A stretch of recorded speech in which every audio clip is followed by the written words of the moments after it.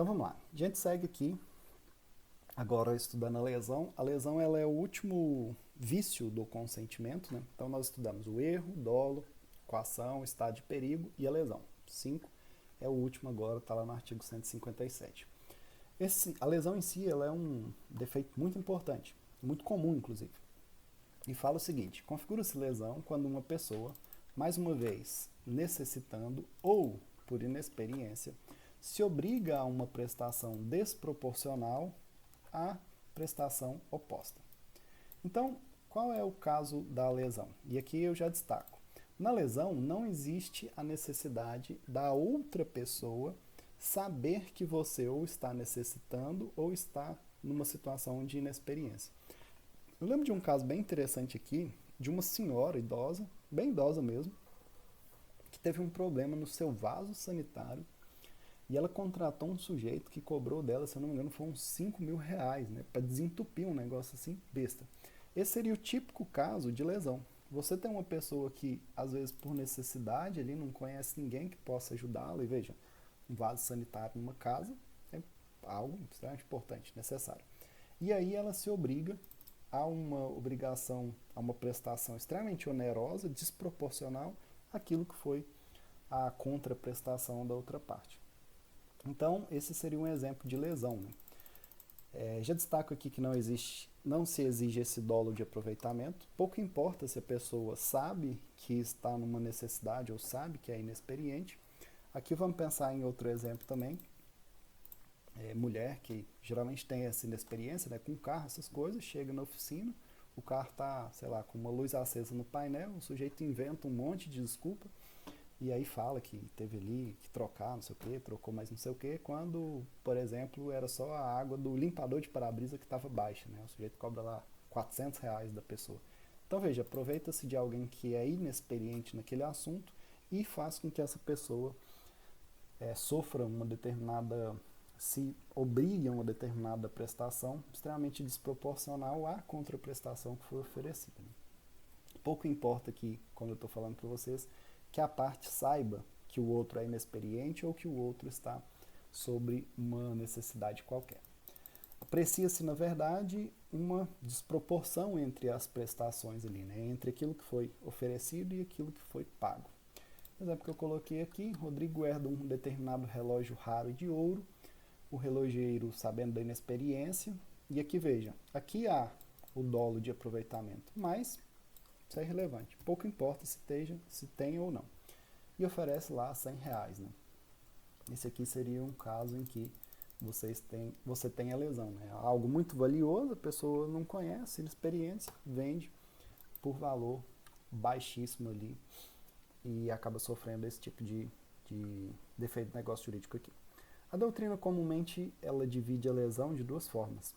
A lesão que a gente chama de lesão especial, que é a própria do Código Civil, está lá no artigo 157, e a outra lesão que é chamada lesão objetiva, que é a que está no Código de Defesa do Consumidor e obviamente hoje é a mais comum. A lesão especial, ela exige não só a desproporção entre os valores, como nós falamos lá em cima, e exige a inexperiência ou necessidade do prejudicado.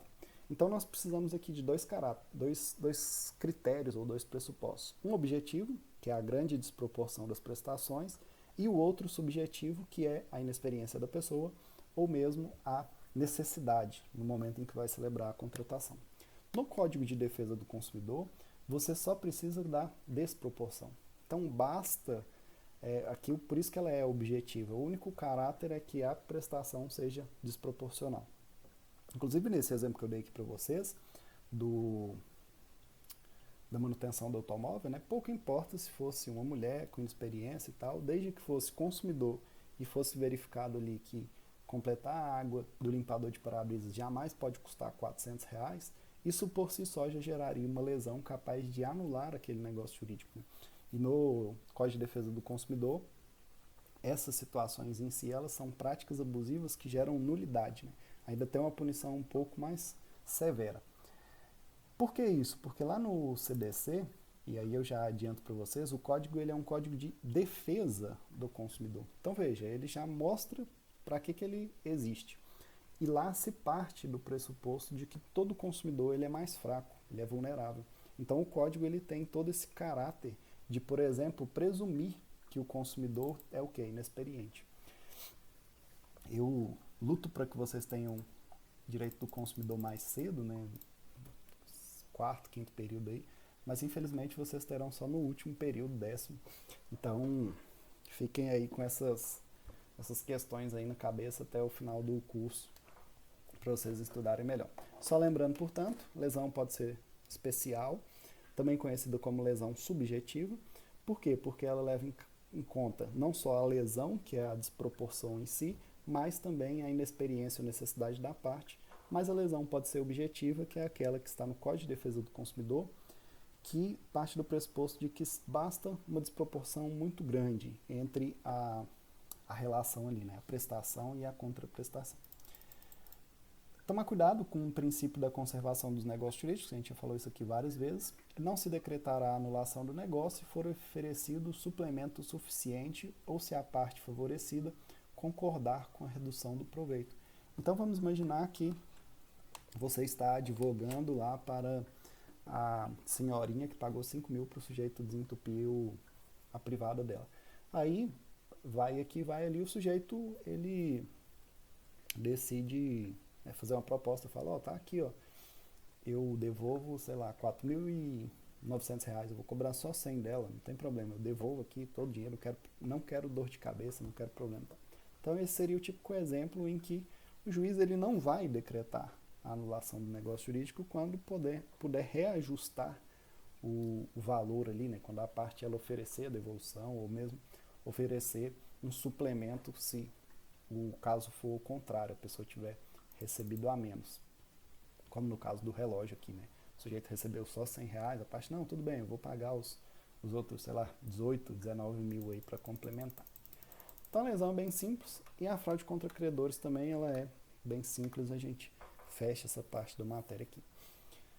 A fraude contra credores, eu já vou até colocar aqui, tomar cuidado. Agora, estamos tratando de um vício social. Então, se até lá em cima nós vimos os vícios chamados vícios de consentimento, e eu insisto, erro, dolo, coação, estado de perigo, lesão. 5 vícios de consentimento. Nós vamos entrar agora no vício social. E aí, repito, vício de consentimento, um problema na vontade. O consentimento, ele não é livre e desembaraçado como se exige. Por quê? Porque existe uma vontade que é manifestada no negócio, mas existe uma outra vontade que ele está em desacordo com essa vontade externalizada. Por quê? Porque, por exemplo, teve uma ameaça. O sujeito fala que quer se casar, mas ele fala isso porque ele está morrendo de medo do pai da namorada. Ou porque teve um dolo. O sujeito ele fala que quer celebrar um negócio jurídico, porque acha que está fazendo um bom negócio, quando lá atrás o negociante, parceiro negocial dele mentiu, omitiu um monte de informação que se ele soubesse, ele não estaria celebrando aquele negócio jurídico. Estou comprando um carro, achando que estou fazendo um negoção, um carro que eu gosto, a cor que eu queria, o ano, modelo, quilometragem, show de bola, quando na verdade esse carro pegou fogo, depois entrou na enchente, reformaram ele inteiro, voltaram a quilometragem.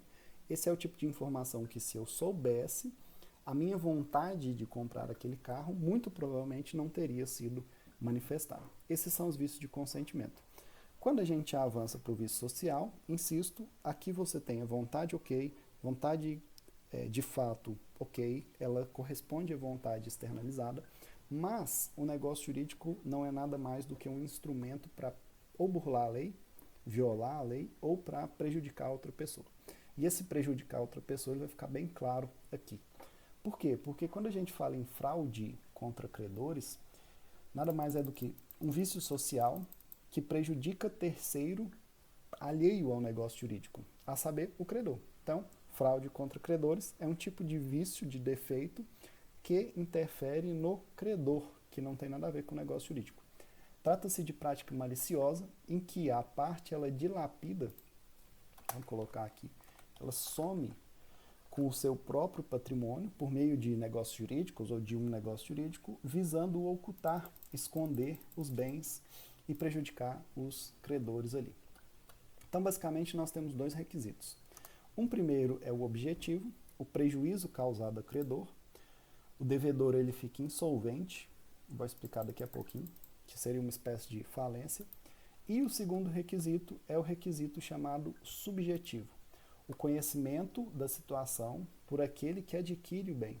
Então, vou explicar. Vamos imaginar que, deixa eu pegar alguém aqui como exemplo, o Mário. Eu estou devendo o Mário. Por quê? Eu não sei, eu comprei alguma coisa do Mário, tem aí várias prestações que eu preciso pagar para o Mário. Vamos imaginar que eu peguei um empréstimo com ele. Eu peguei um empréstimo, pagando juros, me comprometendo a pagar juros, peguei lá 100 mil reais com o Mário e vou pagar para ele aí em, sei lá, 100 parcelas de 1.100, uma coisa assim. Eu estou lá na parcela 50, vem alguém e me dá a ideia, deixa eu pegar outro exemplo aqui de pessoa. Vem a Aline e me dá a ideia, vou até silenciar o Mário aqui que está fazendo barulho. Vem a Aline e me dá a ideia, fala o seguinte, não, por que você não faz assim?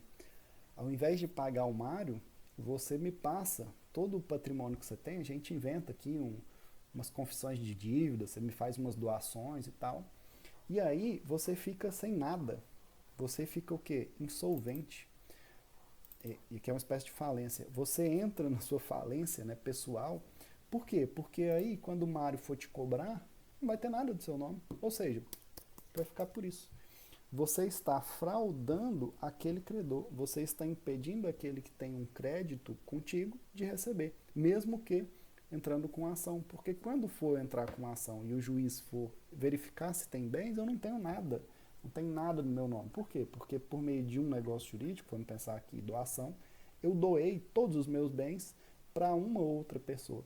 Veja que a fraude contra credores, ela se assemelha muito com a própria simulação. Só que aqui ela é uma simulação que tem o quê? Um caráter mais específico. Ela tem o intuito de fraudar mesmo aquele que é o meu credor, ponto final. Então, é algo muito comum, né? Faltando essa aqui. Algo que é muito comum e vai gerar, obviamente, a anulação desses negócios jurídicos. Como assim?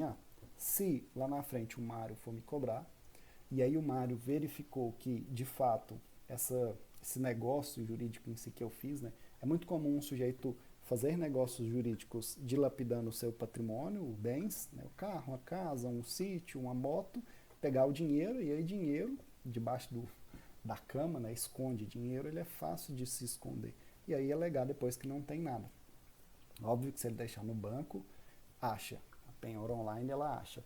Agora, dinheiro sim, espécie não, até porque ele pode pegar esse dinheiro e emprestar para uma outra pessoa, recebendo uns juros ali, enfim. Para malandros, os mecanismos são vários, né?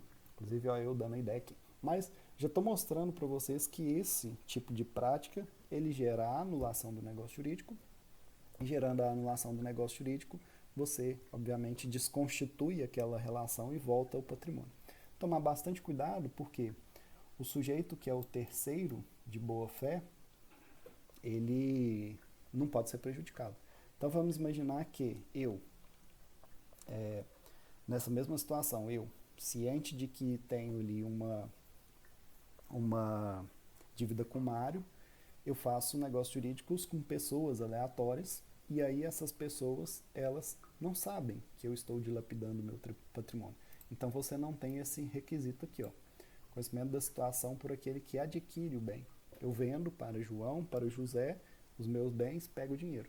Posso, vamos pensar aqui, se eu fosse advogado do Mário, alegar que esses negócios foram fraude contra o Mário, contra o credor? A resposta é não. Por quê? Porque é ausente esse requisito aqui, ó, subjetivo. Nesse caso, infelizmente, você entra na lista dos credores que vai ter que buscar meios alternativos de receber a dívida. Aqui, para a gente finalizar, toma muito cuidado que além da fraude contra credores, existe uma outra fraude muito comum, que é a fraude à execução. Nesses casos aqui, o sujeito que está devendo, né, o devedor, ele dilapida o patrimônio, ele some, ele vende, ele celebra negócios jurídicos, mas quando já existe um processo, né, esse aqui é mais comum, é a chamada fraude à execução. Já tem uma execução ali, já existe uma cobrança, Aí, antes de o juiz começar a verificar se a parte tem bens no seu nome, ele começa a vender. Passa para lá, passa para o irmão, doa para a prima e tal. Aqui essa fraude de execução ela é vista pelo sistema jurídico de uma forma um pouco mais gravosa, como se fosse uma violação até mesmo à justiça, né? Basicamente o sujeito está falando assim, olha, juiz, eu estou cagando e andando por você, né? Porque você pode procurar onde for o patrimônio aí que eu já sumi com tudo. Isso era muito comum, especialmente quando no código passado, no código de 1973, o CPC, você tinha muitos mecanismos de, vamos dizer assim, proteção ao devedor, né? E aí o Código de Processo Civil de 2015, ele veio inclusive com instrumentos, a gente chama de medidas atípicas, por exemplo, que visam combater isso aí. Aquele que deve, ele tem que, evidentemente, pagar. E aí, talvez vocês já tenham até visto notícia, né? O sujeito está lá com uma ação, não acha nenhum patrimônio no nome dele, mas tem foto dele viajando para Paris, né? O juiz vai lá e manda prender o passaporte dele, né? Ah, você não tem dinheiro, você não tem nenhum bem no seu nome, não tem razão para você estar em Paris, me dá seu passaporte aqui. Ou prender CNH, né? Você não tem carro, não tem por que ter carteira, né? São as medidas chamadas medidas atípicas, que não estão expressas no código, mas são utilizadas, hora ou outra, pelos juízes aí para forçar o sujeito que está devendo pagar. Por que insisto? Ocultar patrimônio, infelizmente, é muito comum, né? Muito comum tanto para fraudar credores quanto para fraudar processos, especialmente aqui execução. Então, em resumo, a gente estudou todos os defeitos do negócio jurídico, só para fechar aqui: vícios do consentimento, erro, dolo, estado de perigo, lesão. Perdão, pulei a coação, né? Erro, dolo, coação, estado de perigo, lesão. 5.